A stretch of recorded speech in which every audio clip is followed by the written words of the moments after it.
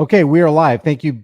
Thank you guys for coming back. I really appreciate it. We got two special guests today. That's Corey from the Liberator.us and Jim Gale from Food Forest Abundance. Look at that. It was all jumbled in my picture right there. But hey guys, I appreciate you guys being here. What I'm going to do, because I am, and I was talking to Corey about this backstage, I'm going to basically take a back seat right here because you guys have all the knowledge that I need to be learning from and adding to my knowledge base. But here's the thing, guys.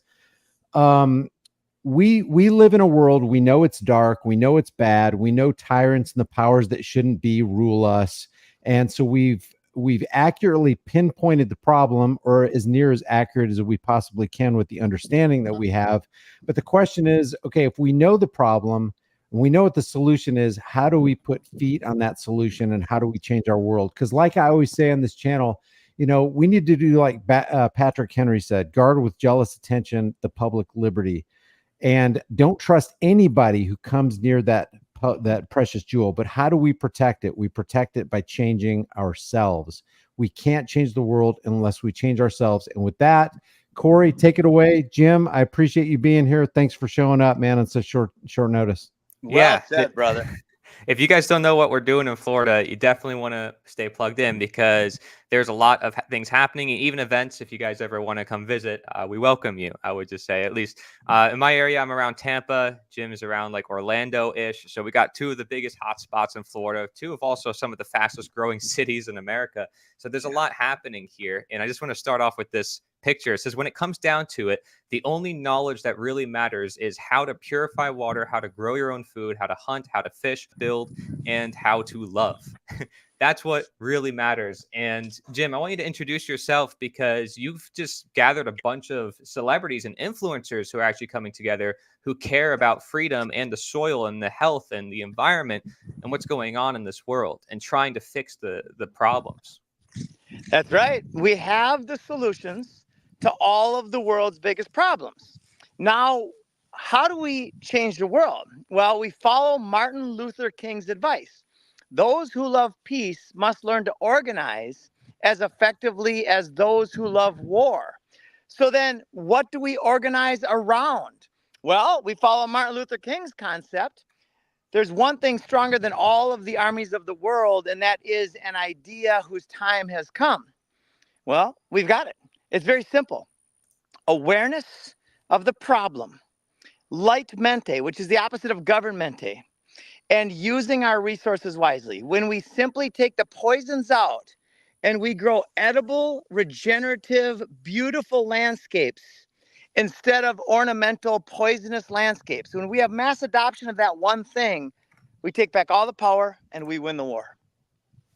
There you go. Gardening is a revolutionary act, cheaper than the gym, the doctor, and the psychologist. It builds communities. And Jim, what are we looking at there? Like what's the landscape you showed us, and what are you munching on there in that forest of greenery? I was munching on cherries and mulberries, and we are living in St. Cloud, Florida. We have 4 families living here full time, and we produce way more food than we need to thrive. We've got cows and chickens and turkeys and ducks and 7 species of fish and honeybees. And I'm not a farmer. I don't want to be a farmer. I love farmers. They work really hard. I don't want to work that hard. So instead, we plant a perennial edible landscape all around us. And we're 100% off grid, including non-compliance with government publicly. And we are inviting the government in to do it our way, but we're not going to do it their way. Okay, hold on a second. Okay, so okay, no, you opened so many cans of worms there, Jim. Because I mean, like, you are where I want to be, and I think you are where a lot of people who are in the audience want to be. So just give us a time frame. How long did it take you to get to the point where you got all this greenery around you? Did you plant all that stuff first of all, and how did you populate your land with all those the animals and stuff? Oh, I love that question so much. So 2 years ago, there was nothing here but sand, Florida sugar sand. And we were told 2 years ago that this is impossible, that you can't grow food on that. And when we use the permaculture design principles, right? Permaculture is an agricultural design science that has within it the solutions to all regenerative systems. When we simply follow the process of mimicking nature and putting these guilds together, I could walk away for 30 years and come back in 30 years, and this would be a jungle of food that would extend hundreds of miles with no energy input. It's just harvesting. And you're producing so much food that it goes over and above the needs of 4 families. And how many people does that represent? About 12 or 13 people. I've got 2 daughters. They've got 2 kids, 4, 8. Yeah, about 13 people.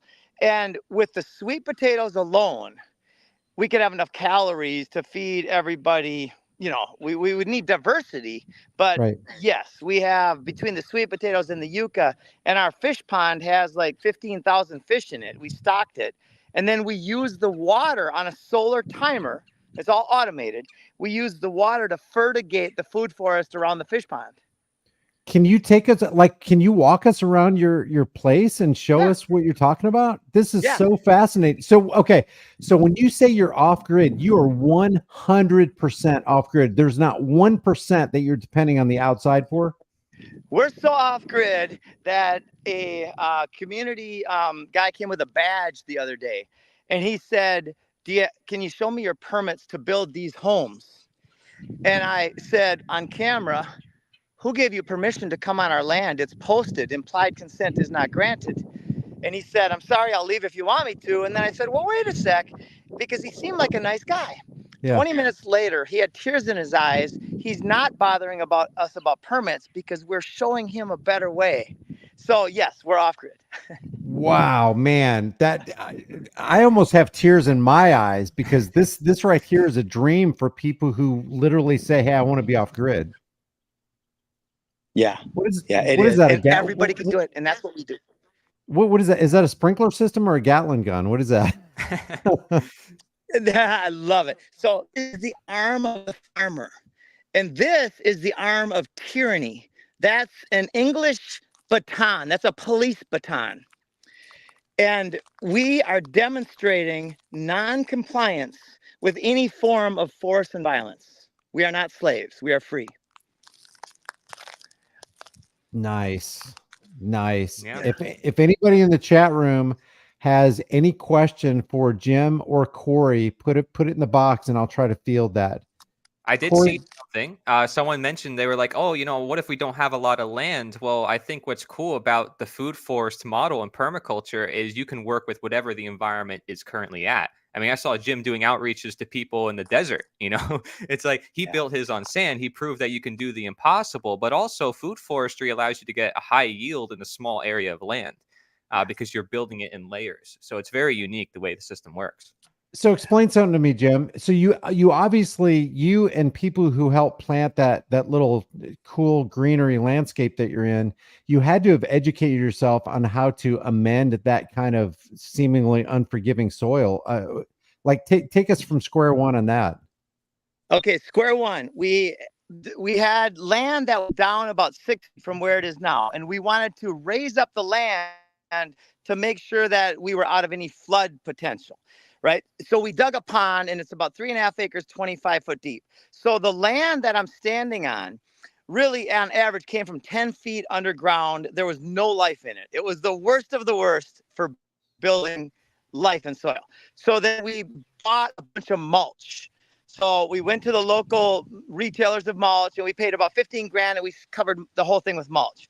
Then in specific areas based on our design, we added rich black soil and an irrigation system. And then we covered that with mulch. And then the next step is we put guilds together, right? So like this area here, this is a banana circle, right? And there's land, it's raised up right here. And in the middle is the banana circle. So we designed the land so when we have a rain event, the rain funnels into the circle and it slows it, it sinks it, and it spreads it into the ground so the ground can become a water battery. And these design principles work everywhere in the world. Wow. I'm kind of speechless. So okay, so you have a cell signal obviously, and you're getting your electricity from what? Harnessing the sun Solar. or what? Yeah. So it's Solar okay. energy. Yep. Okay. And you and your crew basically installed all the solar panels. You put in all the irrigation. You amended all the soil. You guys all did that yourselves? So when you say yourselves, we collaborate. And Okay. that's what we do. So we find people that can do things that we can't do, and we hire them. The Right. last thing I want to do is end up to be the next BlackRock and control the freaking world, right? That's unsustainable. So we don't compete with.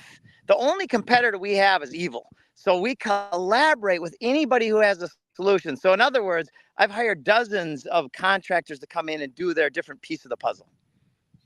Man, I can only imagine, like, putting myself in the minds of somebody who's sitting out there watching what you have done with the soil that you had to work with. And see, I live in Oklahoma, and my soil is not near as unforgiving as that. So it seems like this would give a whole lot of people a whole lot of hope, because it seems like that would be the worst possible soil to actually work with. And yet you guys are doing it. You're creating a yield that's feeding 4 families and then some. Okay, so when you have surplus on your property, do you go to a farmer's market and do you sell the rest of it, or what do you do with the stuff you can't eat? So currently, we let it go back into the soil or we give it away. In fact, a real quick story that shows the potential, the exponential abundance potential of this model. A friend came here and he got a sweet potato vine that was about 18 inches long. No potato on it, just a vine with a couple leaves. He came back 18 months later and he said, Jim, I've gotten over 100 pounds of sweet potatoes. And also 25 of my friends are now growing sweet potatoes off that one vine that you gave. So our job is to inspire and empower the local community, because the food supply chain is in process of being destroyed. In essence, it already has been for Yeah, decades. It's been destroyed. So right. we must create a new food supply chain, and that's what we're intending. Hey, So Brian, when if you Yeah, don't go mind me ahead. showing real quick, because he mentioned there was a guy that did sweet potatoes. This is the guy. I have him up. Mike's Oh, in the garden. okay. Yeah, I have his social media. He actually does videos on how people can grow food. So if people want a good resource on like how he's doing his food forest, he's providing education to people online like this. And I actually got the same exact vine of sweet potatoes. I went to Gulf's Landing. I'm like, what was the vine that he picked from? And I got the same exact vine. And guess what? It's growing already like crazy in our garden. I'm not even kidding. So the sweet Yoo-hoo! potato is doing really good. That that Yeah, there that's it is. that is just such that's got to be such a good feeling. I mean, I feel good about it and I'm not even doing anything. No, but when you said exponential abundance potential, that's exactly what the powers that shouldn't be don't want us to have, because you talk about, if you can control your food, you can control your water, and you can create those things or gather those things on your own property. That's where you have true power. Yep. Yep. Otherwise, we're slaves. We either are free or we're not. We're either centralized or we're decentralized. So taking back control of the food supply chain, and then the faith and courage that goes along with it, is the 2 essential components: voluntarism and self-reliant systems. Okay, Yeah. so let me see. The agent did the agent that came to you with the badge the other day or whenever it was, were they with the state of Florida for some kind of They're with the okay. county inspectors. And when you basically, lovingly gave him the information that he needs to know so that he can break free from his paradigm, is he somebody who, are you going to be in contact with him later, or did he express any kind of interest in, learning more? He sent me several very beautiful texts about how he'd like to support everything we're doing. And so yes, we're in direct contact. If I text him, he texts me back, and it could lead to big things. Okay, see, that's what I like, man, because basically Samuel Adams said it's not the majority who will prevail, but the irate and tireless minority who are keen on setting brush fires of freedom in the minds of men. So here you are, a man on the land, talking to another man who initially came up to you as an agent of the state. You brought down that barrier through love and compassion and friendship. You planted a seed inside of him that he's obviously receiving, or he wouldn't be sending you correspondence. And now that, just like that sweet potato plant, it's going to germinate in the minds of this guy, and he's going to tell two people who are going to tell two people. See, that's what it's all about. See, we don't need to be treating government employees like enemies. I don't think so, because it's not going to do us any good, and it'll probably curry some harm that we don't want in our lives. What we want to do is convert them to true friends who understand what we're all about, so they don't have any desire to harm us anymore. Yes, I couldn't agree more. Absolutely. God, this is so freaking exciting, guys. Yeah, we have a whole actually series on reconciliation and using love and nonviolent resistance and civil disobedience as the solution, because you see in history the Quakers used it, the abolitionists used it, and that was the most effective strategy for revolution in history if you actually look at it. Yeah, Gandhi, Martin Luther King Jr., and we actually list all the examples in these articles. We do a whole series on the liberator.us, so people can check it out if you want. And there's dozens of quotes from different religions talking about it too, like being able to, in the face of evil, stand up and say, no, I'm not going to put up, I'm not going to play your game.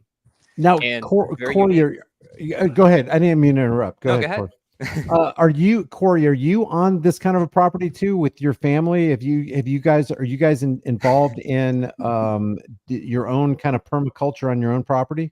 So my family lives in an HOA community right now, but we are growing a bunch of plants in our backyard. We have over like 30 something, maybe probably like, I think 50 different plants. We have a whole list. It's so much I actually lose track. And we keep gathering more from different sources, and we're actually building in the permaculture principles. I'm new. I'm learning it all as I go. I really just wanted to get going. So I've just started putting plants in the soil. And since we're next to a wetlands, it started to grow. And now we're using the permaculture principles, and now it's taking off. So it's doing really well. And what we plan on doing is getting land nearby so we can set up a demonstration center so we can educate the world and get this on a mass scale, because you can do a lot on just 1 acre, really packing it and concentrating it full of food forest and permaculture. So that's like one of the projects that I'm doing around the Tampa areas. I'm getting a bunch of people together from a lot of the events I'm doing every single month. And I'm saying, all right, let's get together. Let's buy this land. Let's get some off-grid Airbnbs. Let's start growing food. And we can now have a plant nursery. We can now show by example. We can now do our events there, everything, right? And so I can bring that up. That's I call that the Freedom Land Project right now, the Florida Land Project. And I have a whole presentation on this, about an hour long, where I go into the business plan, looking at competitors, everything, right? And I even have, talking about how we look at money. Money's we're composting the money. We're turning it into something valuable, food and real assets and land, which this stuff is only going up in value. And we want to really collaborate. Like Jim said, this is not a competition. We want to help other people do this all around the state. We want to create a blueprint model so other people can replicate what we create. And I see Jim really as creating that blueprint model for what I'm trying to create. So we're really all just bouncing off of each other and trying to create that better society. And all around Florida, there's people buying land. My friend John actually just bought about, what was it, like 15, 20 acres? He was there at Gulf's Landing talking to Jim about it. He's calling it Arc Gardens. Look, he did a video on this. St. John Pinot Chidester III, that's the name he goes by. He's doing a investigation of Arc Gardens, he's calling it. And he bought like just raw land in the middle of Florida. This is around the Ocala area. So these are totally all different locations. And there's people with 1,000-acre property plans like this one, Anantha Village.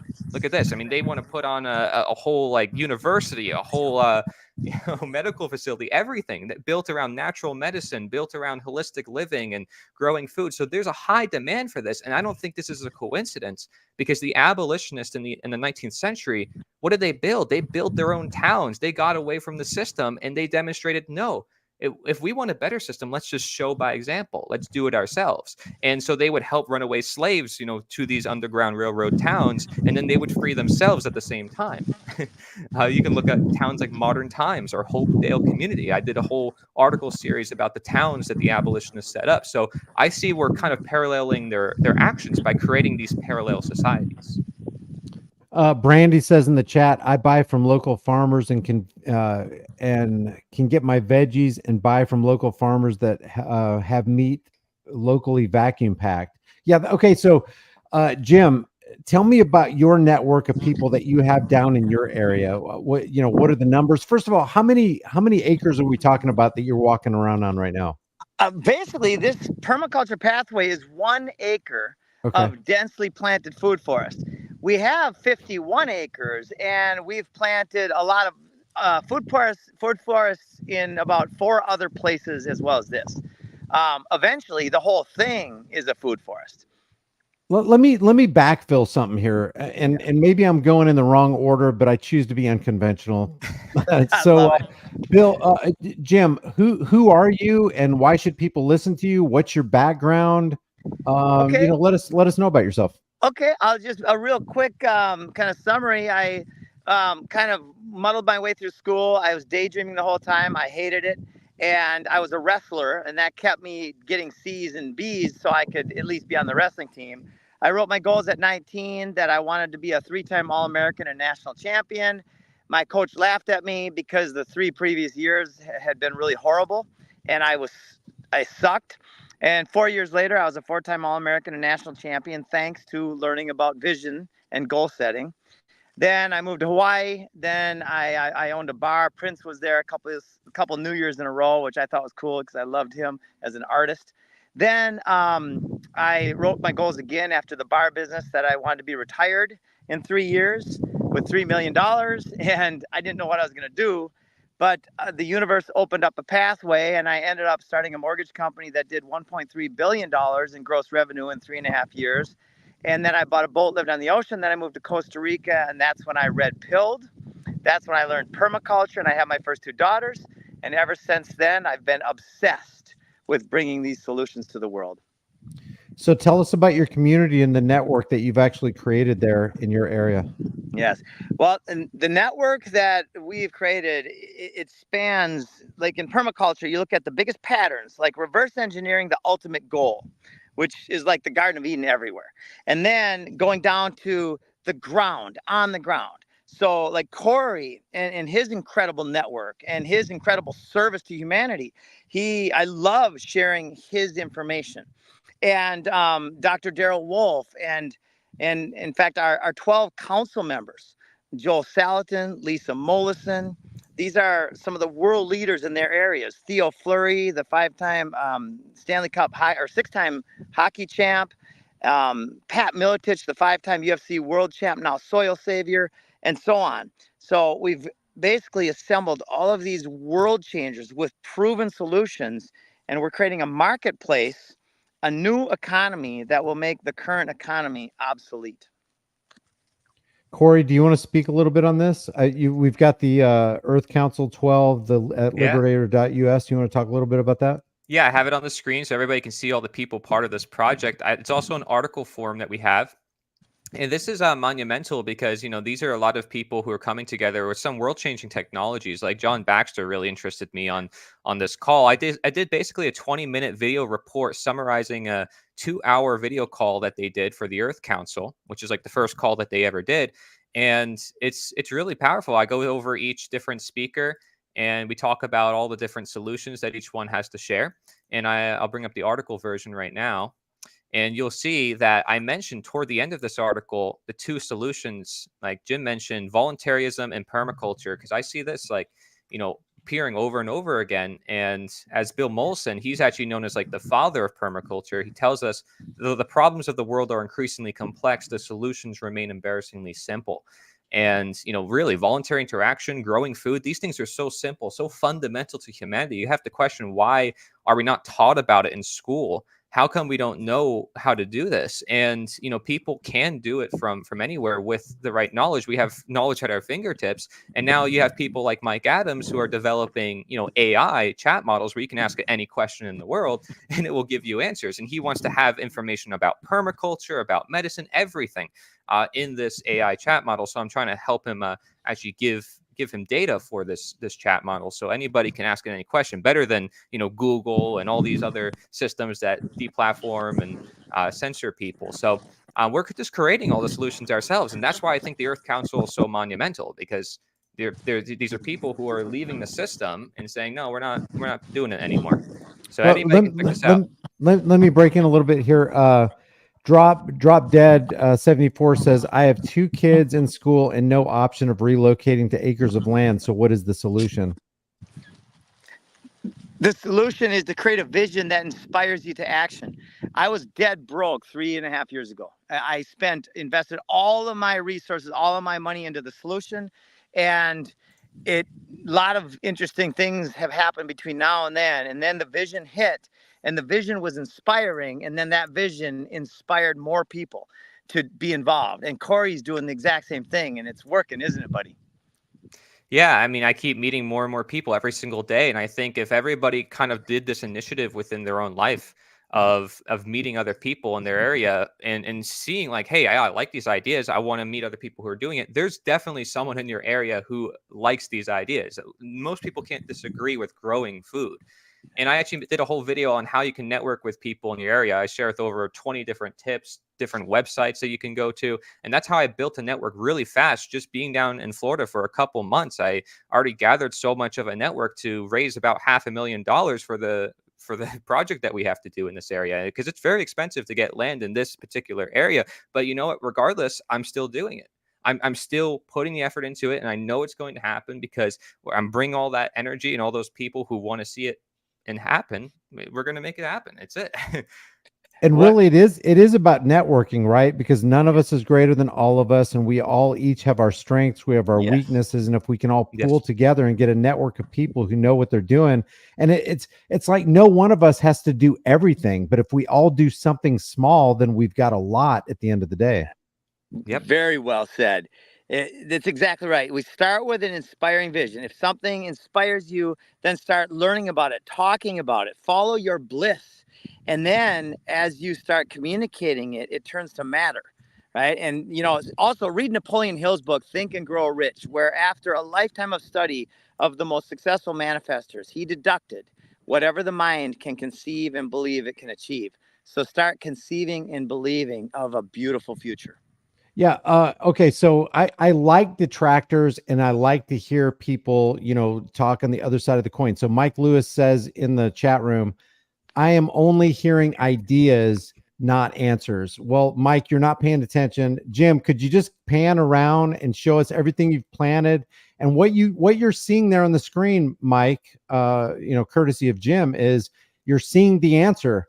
The answer is food. The answer is your own property. The answer is self-determination and self-reliance. That is the answer. And Jim is actually living that. And that's why we're talking to him and Corey right now. Yep. I don't know how you could look at this. Okay, Jim, you're telling us that 3 years ago or however long it was, that was nothing but 2 years. 2 years. Florida sugar sand. Yeah. And now you're looking at how did those trees grow that fast in 2 years? Trees want to grow this fast. You just got to give them the love and the design and the features. So like this plant right here on the ground, this is called perennial peanut. It's better than grass in every conceivable way. You don't have to mow it. And it's a healer of the soil. It's a nitrogen fixer. So when you put this plant around your trees, it's going to hold moisture and it's going to heal the soil for the trees. And then you add some comfrey and some longevity spinach and a few. A guild is a community of plants that support each other. And when you've got that, you don't have to do anything. It just produces for you for generations to come. And those banana trees must be like 8-10 feet tall. Did you plant them from seeds, or how did you get those to rise so quickly? Yeah, some of them that I'm looking at are probably 18 feet tall right from here. And we planted them in April 2 years ago, and they were about 3 feet tall on average. We've already harvested hundreds and hundreds of bananas, and we've probably got another 500 on the racks now. And we've also harvested about 150 pups or baby bananas. So within 2 years, it's exponential return on intention. Wow. That's all I can say is freaking wow. Because I'm thinking you have before and after pictures, right? Like pictures from 2 years ago. Yeah. Are they on your site? What's your site? What's your site? Foodforestabundance.com. Corey, can you pull that up on the screen? Yep. Here you go ahead, Jim. And then, well, that's the one. Yeah, that's probably the main one. And then there's galtzlanding.farm if people want to stay here in one of our Airbnbs and stuff. But Food Forest Abundance. I don't know exactly where on there you can see. There's some stuff. Yeah, that's it. There's overview pictures on this one. Awesome. Yeah. And I have some pictures in my presentation too I can show. And there's actually pictures of the event we did as well last November. There was a big event with a bunch of speakers. You can see there's a tennis court over there. Here's the Airbnbs. I'll zoom in a little bit. Here you go. And those are all off-grid shipping containers that he did the Airbnbs in. It gets its electricity and it's plumbed with water and all that stuff's good to go. 100% off grids. Yep, solar and wells for water. Wow.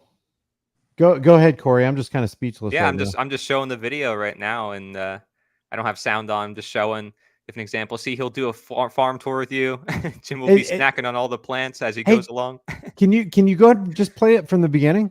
Yeah, sure. Yeah, let's do that. Oh shoot! Hold on a second. You're not going to be able to hear. Let me see if I can fix the volume. Okay. Let's see. Maybe on my end. Let me see. No, I don't think it is. It's on mine. Okay. Let me just share. Whoops. Well, double check if it is on. Yeah, it is on yours. Yeah, you got it. When you do your share screen, you have to go to the entire screen and then click that little audio button on the bottom. I have to share a tab. It says. All right. So okay. Yeah. Work. Ready? Ready. Hear the bugs? Imagine a world where every lawn and every backyard have been replaced with the ultimate garden, a food forest. Not only would it be beautiful, neither you or your neighbors would ever go hungry. Galt's Landing in St. Cloud, Florida, is a real-life example of what living a free, prosperous, and abundant life could look like for you. Using permaculture principles to design abundant systems that provide all the food, water, and energy resources that families need to thrive. Come visit Galt's Landing. Whether you decide to learn the process firsthand on Volunteer Day, rent an Airbnb right on the property, attend or host one of the events, and meet new friends, or take a farm tour. God's design in nature is infinitely abundant. There's free energy everywhere. And that's what we'll show you now. Let's go to the front gate. Awesome. This could be a lawn, like where I'm standing. This little stretch. How many yards is that? What do you think? That's 40 yards maybe? To the end where the driveway comes in? In 40 yards, maybe 10, 12, 15 yards across in the widest spot, we have 70 plus food producing plants. Come on, everybody, have a bite of this one. Oh, yes. I've actually cranberry hibiscus. Good, so delicious. It's fully edible. It's very good. It's native to Florida. Every fence in the world should be a food fence. It's already a trellis. The only difference is just add a plant at the bottom of it. Give it some love, give it some soil, get it started, and then that plant will cover your fence, make it look better. Right? Within 3 years, we'll be able to do 500 bottles of wine off this fence. Wow. Right? Of our own grapes, growing with love, without poisons. If you're looking for a freedom-based community focused on education, self-sustainability. Was that Andrew Kaufman? Yeah. Yes, it was. Cool. Yeah. I love that guy. Yeah, he's awesome. There you go. All right. Yeah, so hey, Brian, just before you continue, I just want to say we can do an event like that again. Yeah. Alan Hubbs asked in the chat room, what do you do for septic? We have a septic field, and then we are, in one case, and we want to do this on all of our houses, we're going to capture our methane. So in the one tiny home, we use the methane that goes from the toilet, and we can cook on that one tiny home. We can cook about an hour every other day. On a standard family home, if you capture the methane, you can cook 2 hours every single day. Wow. And have you already learned the ins and outs of how to capture that methane, or is this like a big learning curve for you? Yeah, still? well, again, we work with people who figured it out. So in this case, we're working with home biogas. And I bought one of their contraptions, and it runs right to a cook stove, and it's very efficient. Okay. Wow, that's crazy. Corey, go ahead, man. You were going to say something else. I didn't mean to interrupt. No, you're not interrupting me, man. I'm just showing different pictures, showing their websites. Foodforestabundance.com is like their main website, and they even do installs for people. There's a guy, Cameron, who's part of the team. I'm super close with him. He actually has an Instagram as well, if you guys want to check out, because he does a lot of educational stuff too. Look at this, 1 year in his food forest. This was a year ago too, so soon it's going to come up again. But you can see he takes a lot of pictures of the installs he does. So whether you have a small plot of land in front of your house, there's always something you can do. And he always shares pictures with the installs he does. He's a great guy. You can probably have him on sometime if you want to, Brian. Okay, But before we get any further, okay, so if people lived in, how far away do you and Jim live away from each other? Are you close or far away or what? I'm about 3 hours from Jim. Yeah, so I'm on the whole other like coast, basically the central west coast of Florida, around Tampa, and Jim is around Orlando, which is more like central Florida. Okay. So yeah, we're not that far. So everybody in the room, put a 1 in the room if you're in Central Florida or Western Florida. Because what I want to ask Corey now is, before I forget, how do people become a part of yours or Jim's group if they want to become a part of the network and learn from you guys? And I'm sure you guys have bartering going on. Yeah. You guys do barter. Okay. Funny you mentioned that, because there's actually a bartering network that we're creating all across the state. And we're using Telegram, a decentralized platform to do that. But we're setting up other systems as well. And in fact, I interviewed, and it's going to be releasing 30 minutes from now on my channel, Unitree, which is a group of individuals who are building a network all around the world, built around these food forest projects. So here's their website, unitree.earth, and they're building a whole regenerative economy based on food forestry. So that is an added feature to this, not just growing food and trying to prepare ourselves in the way of, health and survivability, but also economically, which is very much tied in. So they have a whole system that they're developing based on the blockchain, based on a bunch of different things. And so the interview, I go over everything. It's a fundraising platform. It's a networking platform. They even help with setting up the contracts. Like, I need people to know, like, how do we set up a trust? How do we protect this land? And they're like, yeah, we can connect you with all the resources. We can do it all. And it's amazing. So definitely a good resource for people if they're starting out like me doing these different projects. And if people want to get involved with these projects, they can reach out. Feel free to contact us at any time. Most of us use Telegram, I would say, to communicate. I run a Telegram through all of Florida called Florida United, otherwise known as FU, and people get a kick out of that. I did that on purpose. But yeah, I have a website dedicated to my project. And so you can go to theliberator.us/project. I'll put it in the chat for people. Okay. And this goes over my whole project analysis, and I have a contact us button. I have the slides. I go over with Cameron, the design guy, what it takes, what it costs to build a food forest. So if you want more of the itty gritty, a lot of that is in here. But I also share the Great Taking documentary, because we have to be prepared for what's coming. We're creating these solutions partly because the systems we have now are failing us. Yeah. So that's a big reason why. Yeah. So, And go ahead, Jim. okay, buddy. If anybody would like to be a food forest installer, a designer, or if you'd like to have a food forest or be part of our membership community in any way, then reach out to us at foodforestabundance.com. Sign up for our mailer, and then we will start getting you the information. And you can also purchase a design, or a lot of ways to collaborate. Team DLZ24 asks in the chat room, can you ask him how he deals with pesticides? I did a video not too long ago in which I declared that I am the EPA, because I am not using any pesticides on our property. We're using natural solutions. The number one way we deal with the heavy metals and poisons, Doc Will Spencer, and there's a lot of ways, by the way. Good soil eats this stuff. So Doc Will Spencer and Pat Miletich have come to market with a product with 1,300 living microorganisms that live in harmony. And he has a Vortex tea brewer, like a compost tea brewer. That product can eat the wickedest of the poisons and the heavy metals, and the byproduct, the shit from that product is bioavailable fatty acids. So it converts the problem into the solution right in your soil. And what is it called again? It's Environautics. If you want to go to their website, it's environotics.com.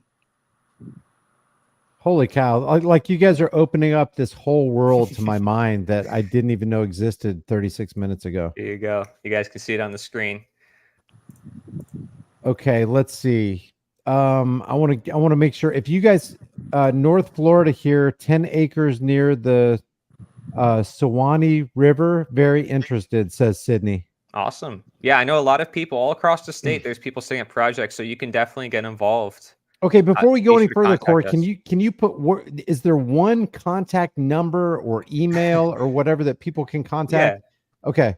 Yeah, What- they go to the liberator.us. I have a contact button here. Otherwise, I'm on every platform and I will see it. I'm not like a big content creator. I won't get lost. So if you want, feel free to reach out. Yeah, you guys are already linking in the chat. Thank you guys. They're already linking it. Same with guys- you too, Jim. If they want to contact you, the liberator.us, or how do they contact you? Food Forest Abundance. Yeah, Food- or okay. you can just call me. My phone number is 651-329-2151. You can text me first probably, but if you call, I'll do my best to respond as soon as possible. And that's foodforestabundance.org or .com or .com. That's Okay. the way in if you want to go into actually getting it done right away. But if you have questions for me personally, please feel free to reach out. .com. Okay, I just put that in the chat for everybody who's interested. Cool. Tri-State Audit News says, I already have the land. I planted some fruit trees and stuff. The more information I can get, the better. Nice. One other thing that's so relevant and important. We have created a model called the Freedom Farm Academy. It's like literally the apple of freedom, but it doesn't have a bite out of it, right? It's an actual apple. So it's the Freedom Farm Academy model stacks all of the functions, including profit centers. So if you've got land and you want to turn your land into a freedom demonstration site that creates massive abundance, we would love to help you with that. Now, Jim, on the economic aspect of this, is there? Do you guys pay property taxes on your on your property there in Florida? My land is in trust, and I do not pay any form of tax. I will voluntarily give my surplus to humanity, to my community, but I will not do it by force. And as far as the economics on growing food, I like to boil it down to the lowest common denominator, the simplest thing to get, right? Let's just take this mulberry tree. This mulberry tree probably costs us $60 at the store, and it probably costs us another, let's call it $150 between digging the hole and putting the soil in, right? Well, it was only 1/10 the size of this. If we would have purchased the same mulberry tree now at this size, it would be probably 5 times that much money. So just by the size of the tree, this asset has went up in value probably 5x in 2 years.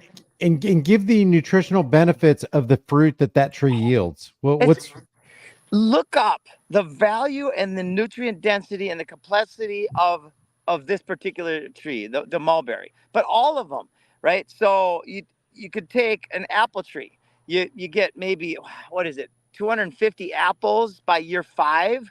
And the value of an organic apple, you could do the numbers yourself. Every fruit is different, but it's exponential ROI. Can you pull some of that stuff up, Corey? Especially about the mulberry, because I mean, nutrient and vitamin dense foliage and stuff like that is always on the forefront of my mind, because we are constantly being poisoned. If we're not healthy, we can't truly be free, and there's no way we can be truly free and healthy unless we feed our bodies the right stuff. And it's obviously can't come from the supermarket, because they're filled with GMO and all that other garbage. Yeah.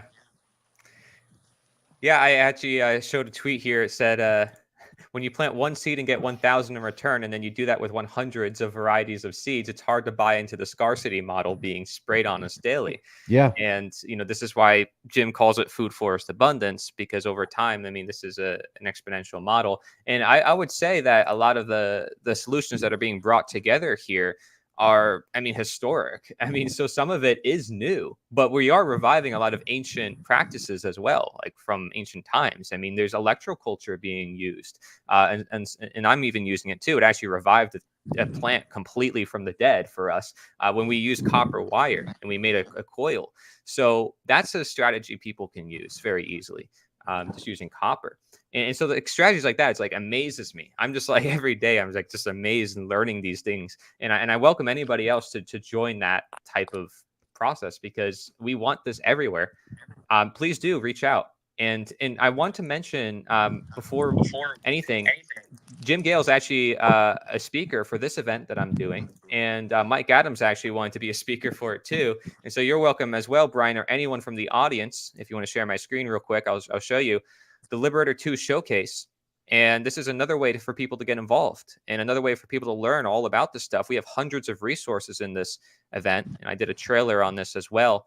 It's about a minute long or 2 minutes. And look at all these speakers. And we have even Todd Pittner, who's Mike Adams' co-host on Decentralized TV, and they have a bunch of solutions on how to decentralize and get out of the system. So they love us. That's Todd is Uncle V. Yes. When you said his name, and it's like I've only said his name like a handful of times, but I've talked with that guy. That dude is cool. He I lives love that in guy. Tampa. I was like amazed. I was like, you're near me. So like we actually met up, and now he can get involved with the project we're doing here. So anybody around the Tampa area, I welcome you. We're still trying to look for land. We actually might have land. We're actually looking at it tomorrow, doing a tour with a bunch of people. So it's really exciting stuff. Things might happen in a couple of days from now, I'll tell you that. But we're moving pretty fast. Good luck, brother. Thank you. Okay. Wow, there's so much stuff here. It's not Yes. just permaculture. It's not just economic. It's not just about teaching the government agents who are going to one day come to your door and demand a reckoning. It's really about creating serious self-sustainability. I mean, not even just on plumbing and on energy creation and creating power that comes into our houses and the food that we eat at our tables. But you mentioned a trust. Is that a simple thing for people to get started, Jim? Well, it was simple enough for me. I called somebody up that knows how to do it. They're called the Freedom People, and they helped me with all the details. It took about a year, and we were able to transfer our bank account and our property into trust. And once that's in a trust, and I don't mean to go off on any kind of tangent here, because I know we're talking about permaculture, but I think this is all part of creating a self-sustaining society. It is. Are there any pitfalls to that? I mean, do you get any kind of pushback on that, or is that all stuff that's just completely legal and lawful and above board? Well, so legal and lawful are two different things, right? Legal is the undoing of God's law. Lawful is lawful. So it is lawful. I don't pay attention to legal, so whatever. Well, the only reason I mention it is because unfortunately we live in a world where perception is everything for a lot of people. Yeah. And when a government agent perceives you as doing something that's illegal, he always equates it with immorality. You're doing something wrong and you're a criminal. That's the only reason I bring that up. Hey, look, Brian. You're right to bring it up. Brian, I have here a chart from Unitree, and this is how they set up their land trust system. So you can see they have a lot of this already mapped out. So it takes a little bit of time to understand all their systems, but I definitely recommend people check it out because Jim's actually, I heard, Jim, you're putting a section of your land into Unitree's system. Yes. One section that we're going to tokenize it, which increases the value and the shareability of it, and it brings in the community, and it incentivizes community involvement in food production specifically for us, and then learning how to use that food as a community and as individuals. We want to close the loop so people can get it. That's better in every way. Yeah. Mama Lions. Go ahead, Corey. Go ahead. Well, I just wanted to mention, you have Derek Bros and people in Mexico setting up these ideas of exit and build. And I think all of what we're doing is kind of complementary to what they're doing. And you can see they have the 5 days of activation that they had during their Greater Reset tour. And permaculture is one of the main steps. And so it's another one is taking back our tech. Another is understanding the problem philosophically, knowledge based. I'm more of an education guy, but see, I'm moving into these other realms as well. And I welcome everybody else to do the same thing with me because I'm good at one thing, but I'm still learning all the other things, and that's why we all have to work together and integrate functions. Yep, exactly. The Joker's 6789 says 100 years ago, 80 to 90% of the people were self-sufficient. Now 90% are dependent on the government in some way. I would say it's probably more than 90% that are dependent on the government. But yeah, Yep. good point. So I want to close this out because I want to keep this a short live stream that people can reference, and people's attention spans are small, but I think we talked about a lot of really pertinent and relevant things, man. And if you guys don't mind, I would love to have you guys on a show again, and I'll try to get more honestly, this was by the seat of my pants. I didn't know what to expect. I'm super pumped and excited about this. You became the spark that ignited a fire in my heart to actually pursue this. And I want to learn a lot from you. So real quick, closing thoughts from you, Jim, and then Corey. Go ahead, Jim. You're on.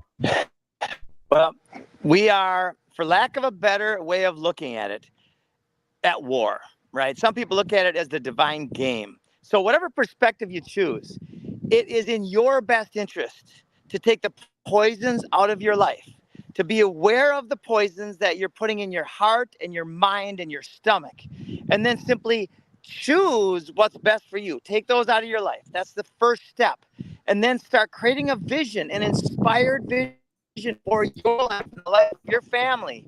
And then let's connect and let's hold each other and guide each other and support each other, because we're either going to win this game, this war, or we're not.